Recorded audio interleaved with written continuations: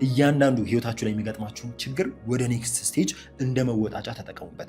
እኔም ያደረኩት ይህንን ነው። ለምሳሌ ፎርዝ ይር መጨረሻ አካባቢ ላይ ምን ሀፕን አረገ መሰላችሁ? ጦርነት ተነሳ። ቤተሰቦች ብር መላክ አይችሉም።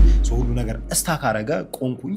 ካሽ የለኝም፣ መንቀሳቀሻ የለኝም። ስለዚህ 4 ዓመት ከምናምን ሶፍትዌር ኢንጂነሪንግ ላይ በጣም ጎበዝ ዴቨሎፐር ነው የነበርኩት። ፕሮግራሚንግ ላይ ጥሩ ነበርኩ።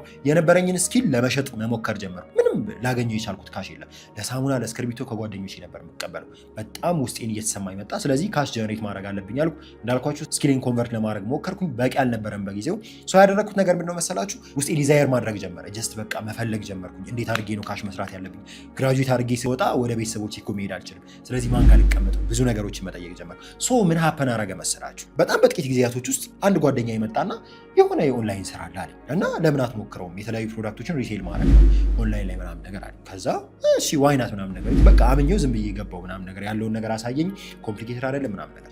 አሁን ከ20 በላይ ሰራተኞች ኦፕሬት እያደረኩበት ያለሁት ሚሊየንስ ጀነሬት እያደረግልኝ ያለው ቢዝነስ መነሻው ያ ወቅት ነበር።